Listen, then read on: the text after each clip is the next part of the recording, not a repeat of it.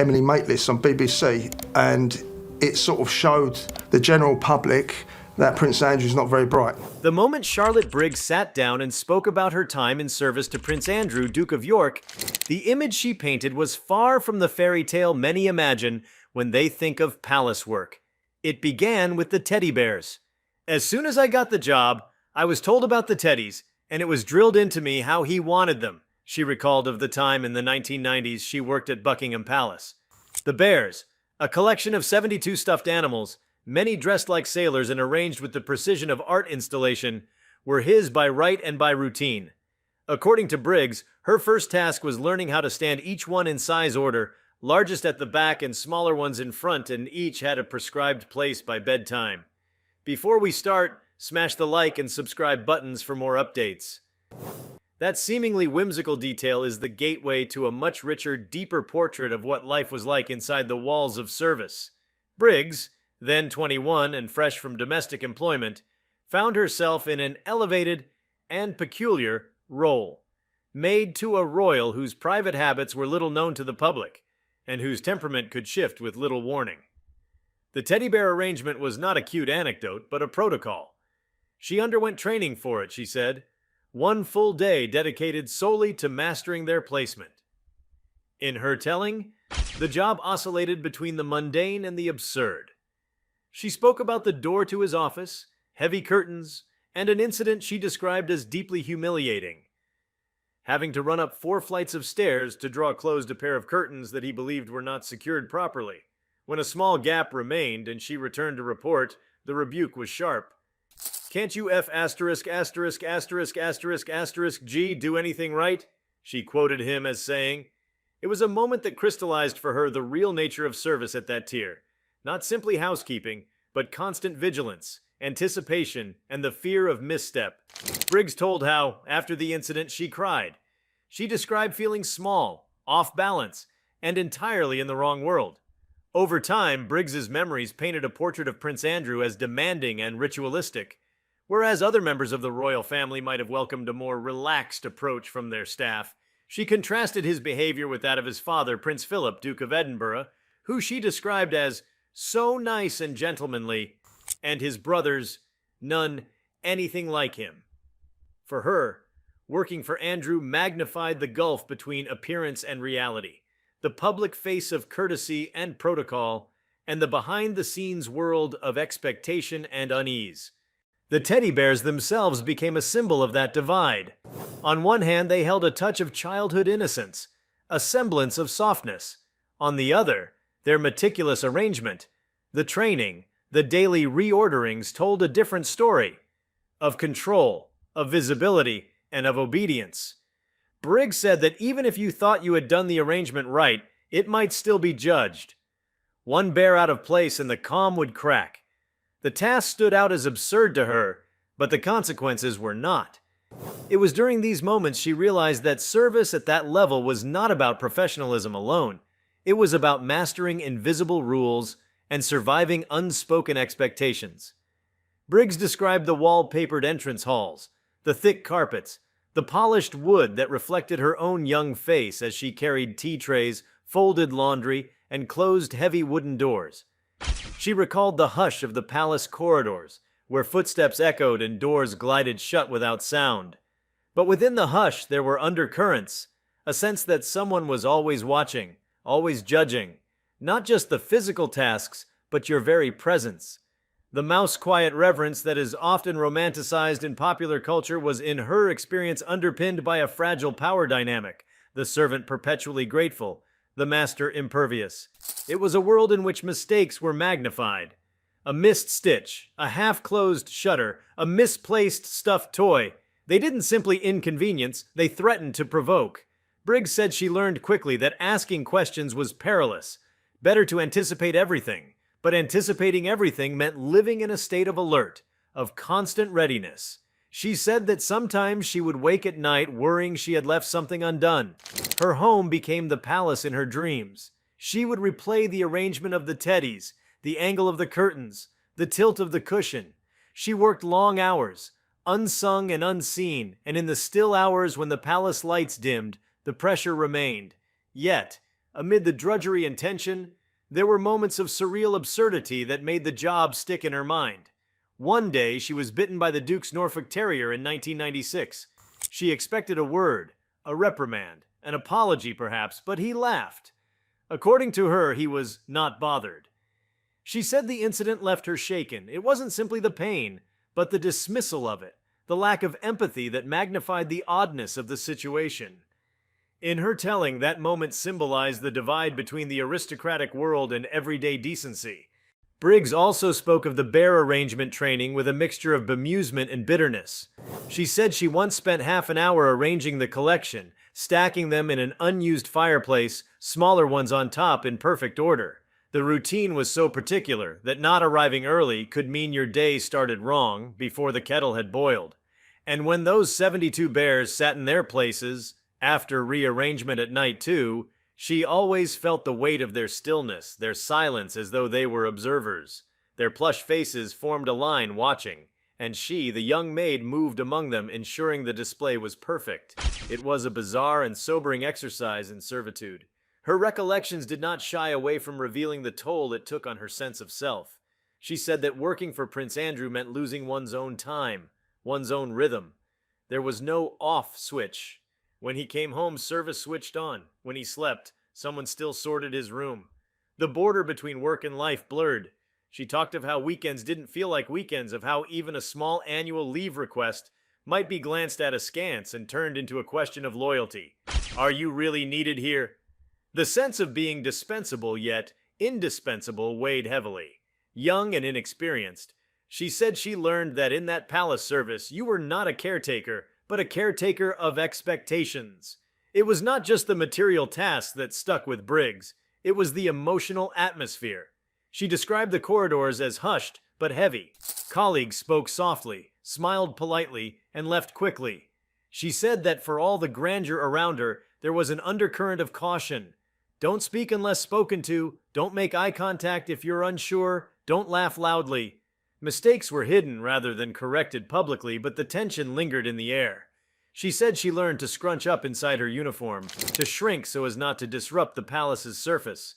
Yet despite that, she grew, matured, and eventually left the role, carrying her memories with her. In her telling, the official line of wanting low-profile, respectful service sat uncomfortably against the lived reality.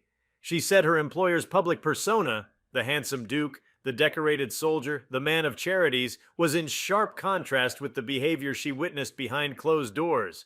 She said she felt trapped between admiration and disillusionment. Andrew's achievements and status were real. His temperament and the culture of his household, she claimed, were different. Briggs's account also spoke to wider themes of class, power, and service.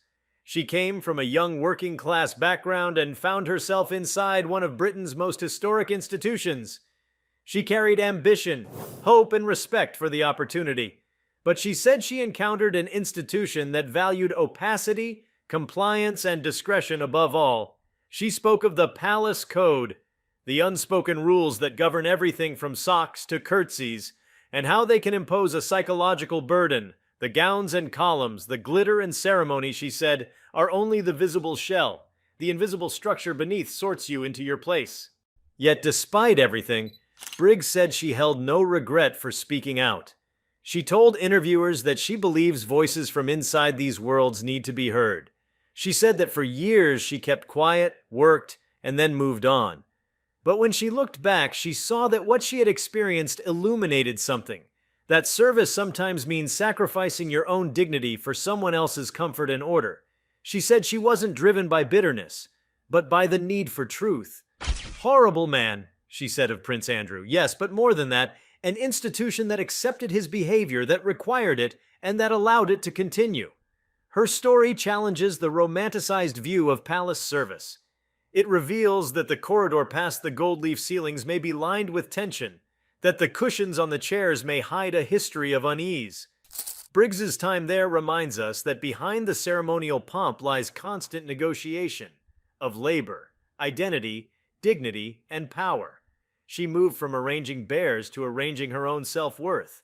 Her reflections offer an unusual vantage point into life at the upper echelons of British royalty. Not from the throne, but from the dustpan and the carpet edge.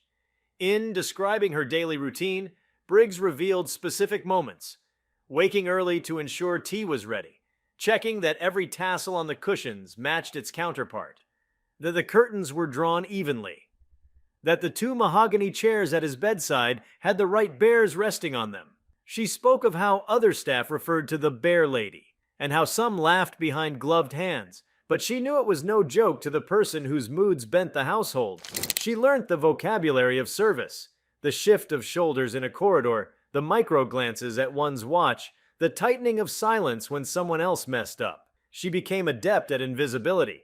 Yet invisibility comes at a cost. Briggs said that after leaving the post, she found it difficult to reconcile her own sense of worth with what she had been taught, that perfection in service means erasure of self. She carried that lesson forward and had to unlearn it. She said it was years before she could look someone in the eye and say that her work had value, that her voice mattered. In the moments she describes now, she finds an ironic comfort in the absurdity of arranging 72 teddy bears. It is comic, yes, but also deeply significant. It taught her that if someone demands your absolute compliance, you must either accept that world or leave it. Her decision to speak publicly changed how she thought of her time. What once felt like shame, of being yelled at, of being small, became a testimony. She said she felt small then, but now she sees the bigger picture. The young maid in a royal palace was a part of something much larger, a culture of unseen labor, invisible effort, and hidden expectations. She described how people outside the palace might laugh at the bear story, but she hopes they note the seriousness behind the laughter. For her, it was never comedic, it was work, rigid, unforgiving. And the man at the center of it, Prince Andrew, she says, is a symbol of many things. Someone born into entitlement, who expected his world to bend around him, and whose household bent accordingly. She said she doesn't believe he set out to make her miserable. She believes he set out to remain comfortable, with his comfort maintained by others. His servants were the engine, his routines the rails. And the result, for her, was a job that asked less for cleaning and more for mind reading, less for scrubbing and more for anticipation.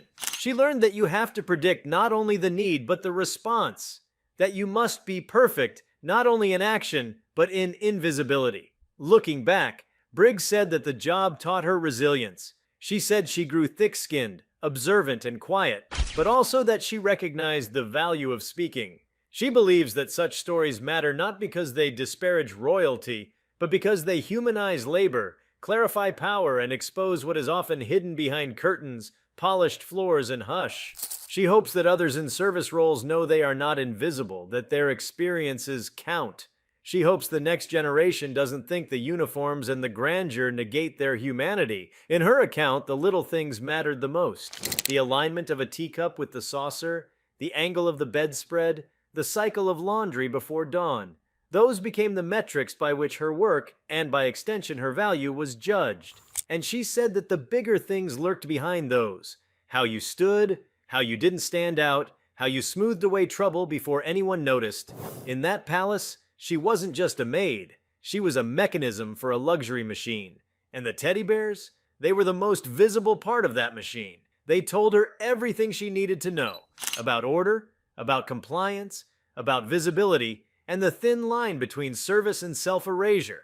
Her revelations invite reflection on the nature of work and reward. While the public may see sweeping banisters and sparkling chandeliers, she saw checklists, clock-ins, and the steady shrinking of personal space. She didn't expect her employer to be a saint, but she expected decency, and in her telling, that expectation was not always met. She said she learned that dignity doesn't require applause. It requires being treated like a person, and when she realized she wasn't being treated like one, she left the role. In leaving, she entered another kind of freedom, one where she could talk about what she had been through, where the memory of the teddies did not anchor her to the past but propelled her forward. She spoke of how she used to wake up at 5 a.m. to check on silver polished before breakfast service, how a small stain on a cushion could mean an entire room needed retidy, how a misplaced phone call could throw off the evening schedule. She said she wouldn't romanticize it now. It was not genteel, not carefree. It was work, hard, unrelenting, occasionally bizarre. But it taught her something. Now, when people ask her what the weirdest part was, she goes back to the teddy bears. It's surreal, she says, but it taught me about perfection, about walking on eggshells, about believing nothing's done until it's invisible.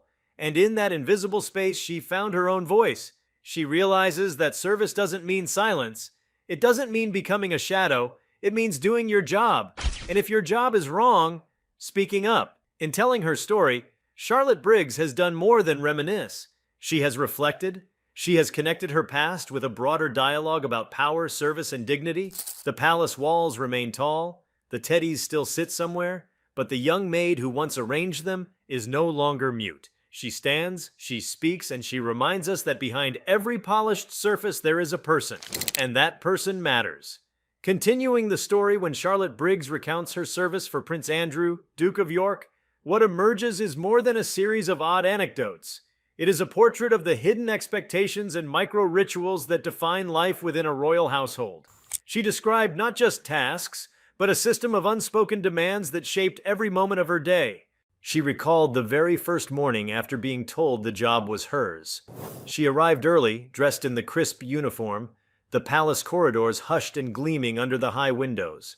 A supervisor met her with a small diagram and pointed. This was how the teddy bears must be arranged. She said the collection numbered 72, mostly dressed in sailor outfits, and each bear had a designated spot. The paperwork that accompanied the diagram seemed absurd. For teddy bears, Briggs told the interviewer, but after just a few days she understood. It wasn't about the toys, it was about obedience, attention, and the giving up of any margin for error. In the weeks that followed, she learned a rhythm. Early start, a checking of the rooms, polishing of the brass, ensuring curtains were not just drawn, but drawn with precision, ensuring cushions sat exactly where the occupant preferred, ensuring the bed linen was smooth, corners sharp. When she realized that an untightened curtain or a mismoving cushion could result in an explosive outburst, she understood the stakes. She said one incident stood out.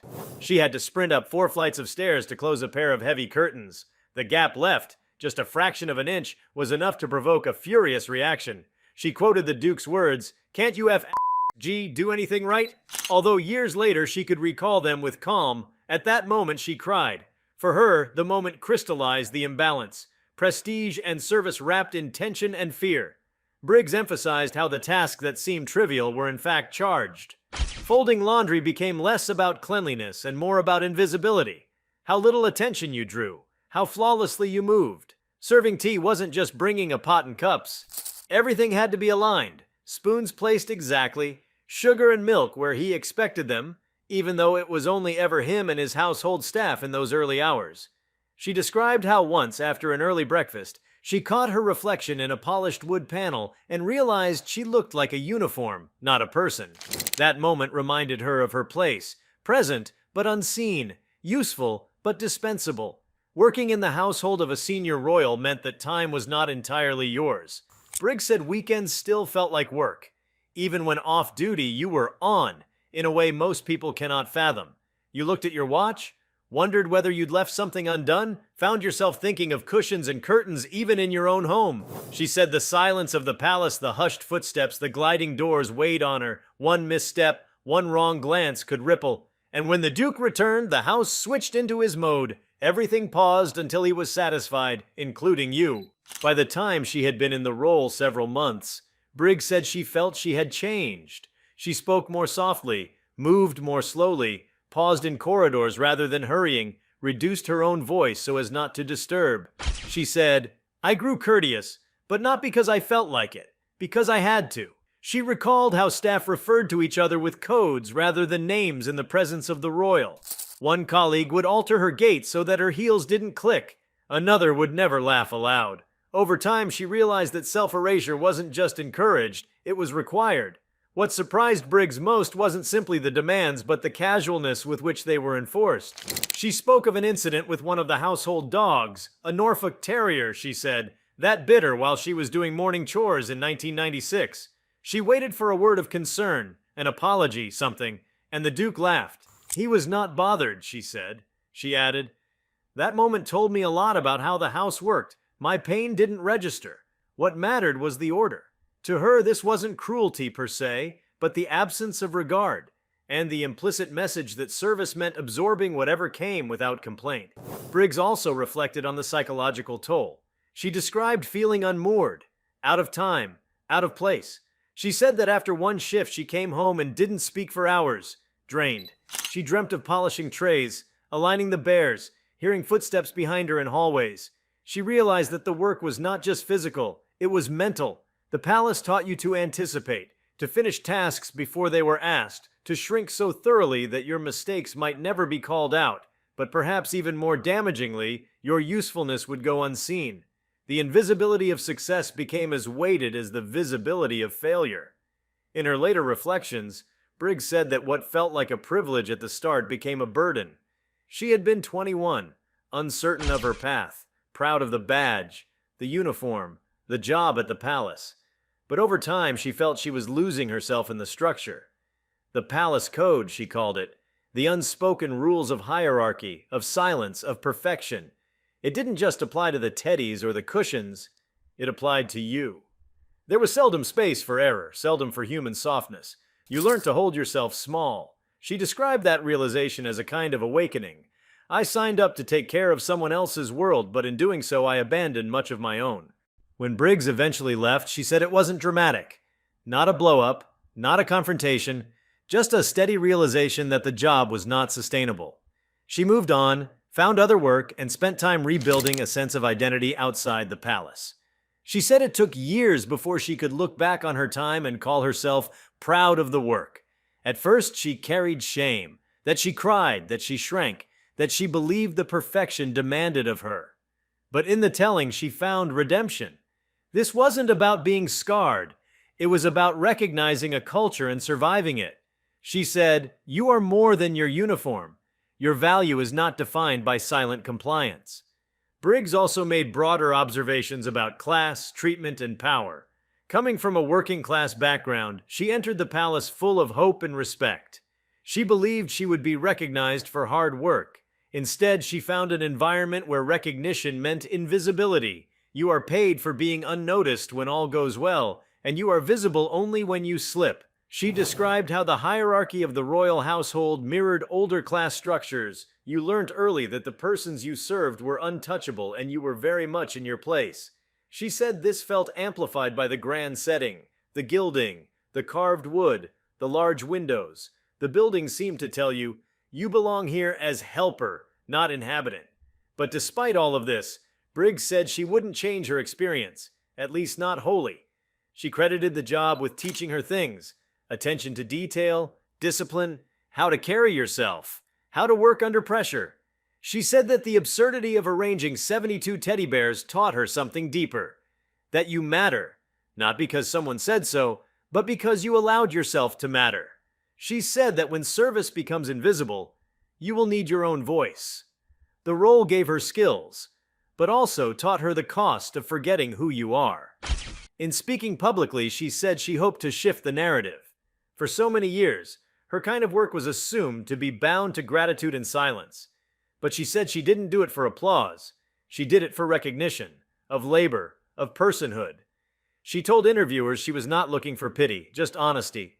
She wished people understood the disproportion between the elegance of the palace and the emptiness of the staff corridors.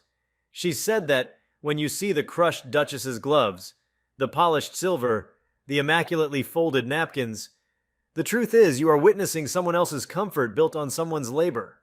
Briggs reflected on the symbolism of those teddy bears. To an outsider, they may seem whimsical or eccentric. To her, they were markers of control. Each bear's placement, each sailor suit, each ordered row. They weren't just a collection, they were a mandate. He wanted them like that. And so someone had to live that mandate. The routine of perfect alignment became the mirror for everything in the household. If the bears were misplaced, the system faltered. She said, "You might think such a task is trivial, but you'd be wrong."